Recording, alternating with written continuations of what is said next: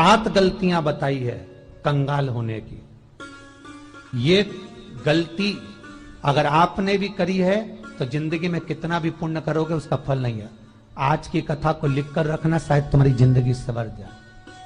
लिंग पुराण में 7 गलतियां बताई है व्यक्ति को बर्बाद होने की। पहली गलती है, उसमें से अगर आप स्वीकार कर रहे हैं ये गलती तो समझ लो कि गलती आपने करी है। गंगा जल तो बुलवाया टैंकर भरकर, 21,000 बेलपत्र भी समर्पित कर रहे हो। आप मंदिर के अंदर बैठ गए, दर्शन करने वाला आता रहा, किसी को अंदर प्रवेश नहीं दिया। आप गंगा जल चढ़ाते रहे, आप बेलपत्र चढ़ाते रहे, आप स्वयं पूजन करते रहे, और दूसरा व्यक्ति ना जाने किस भाव से, किस रूप में आकर भगवान की सेवा करना चाहता था। पंडित जी ने आपके चक्कर में उसको जल नहीं चढ़ाने दिया, पंडित जी ने आपके चक्कर में उसको बेलपत्र नहीं चढ़ाने दिया। पहली गलती यह हो गई कि भगवान के भक्त को भगवान से दूर कर दिया गया। अब उठा लो श्रीमद् भागवत कथा।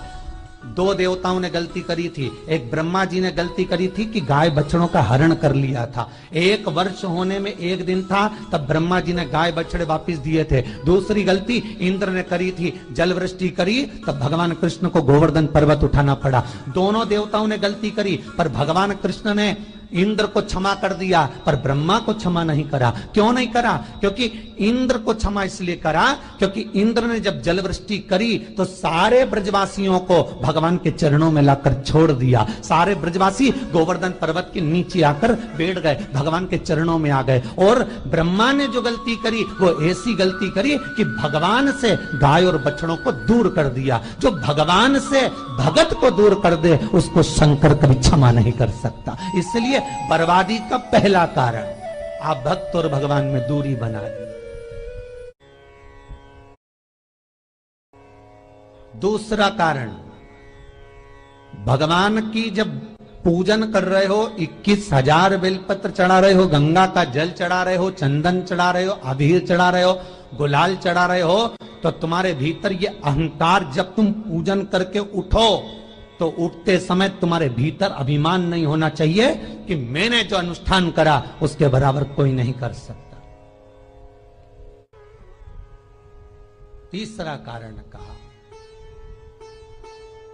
कि भगवान की सेवा तो आप कर रहे हो, भगवान की चाकरी में तो आप लगे हो, भगवान की आराधना भी कर रहे हो, दिया भी लगा रहे हो, धूप बत्ती भी लगा रहे हो, स्नान भी करा रहे हो, पंचामृत स्नान भी करा रहे हो, सारी पूजन अर्चना सब तुम कर रहे हो। पर हो सकता है इस पूजन अर्चना में आप केवल 3 घंटा पूजन करते हो और बाकी के समय किसी न किसी की जीवात्मा को दुख पहुंचा रहे हो। एक कथा में एक बात कही थी कि भले मंदिर में दिया मत लगाओ, भले मंदिर में जाकर धूप बत्ती मत जलाओ, भले मंदिर में जाकर भोग मत लगाओ, भले मंदिर में जाकर जल मत चढ़ाओ, कुछ मत करो, भले भगवान को नए कपड़े मत पहनाओ, भले तुम्हारी मर्जी पड़े भगवान को भोग मत लगाओ, पर शास्त्र कहता है कुछ मत करो, पर एक काम जरूर करना कि किसी के चेहरे पर प्रसन्नता ला देना तो मंदिर में दिया जलाने के बराबर होगा। किसी के चेहरे पर चमक ला देना, प्रसन्नता ला देना तो अगरबत्ती लगाने के बराबर होगा। किसी गरीबड़े के, किसी दुखी के चेहरे पर अगर तुमने प्रसन्नता ला दी तो वो भगवान को कपड़े पहनाने के बराबर होगा। मालूम पड़े तुम मंदिर में पूरी सब्जी बांटो, मंदिर में भोजन कराओ, मंदिर में सारा पकवान चढ़ाओ, और कोई तुम्हारे कारण अगर दुखी है तो तुम्हें वो सुख का भान नहीं हो सकता। तीसरा कारण है हमारा, वो सुख नहीं पी सकता। चौथा कारण है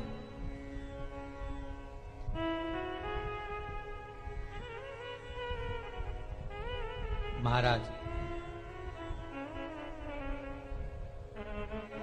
जिस मंत्र को पढ़ा जा रहा है,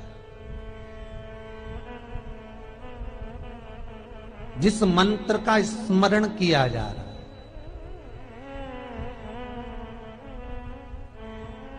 जिस भगवान की माला को हम जप रहे हैं, हम पाठ कर रहे हैं, उसमें त्रुटि।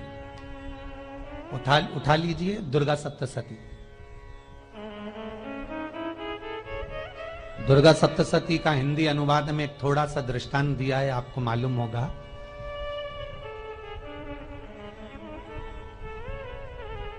एक जजमान सप्तशती का पाठ कराते थे नवरात्रे में। नवरात्रे पूरे होते थे और उनकी पत्नी मर जाती थी। सप्तशती के अंदर लिखा है, बहुत ध्यान से सुनिएगा। दुर्गा सप्तशती का पाठ कराते थे और पत्नी नवरात्रे के बाद 4 महीना 3 महीने के बाद मर जाती थी। बहुत दुखी था सेठ। एक शादी करी, दूसरी करी, तीसरी करी, चौथी करी, चौथी पत्नी भी मर गई। बहुत दुख हुआ। आज वो गुरुजी के पास चले गया, गुरुदेव, गुरुजी, गुरुदेव, गुरुदेव। गुरुजी बोले क्या हो गया? सेठ जी बहुत दिनों के बाद आ रहे हो, क्या बात है गुरुदेव?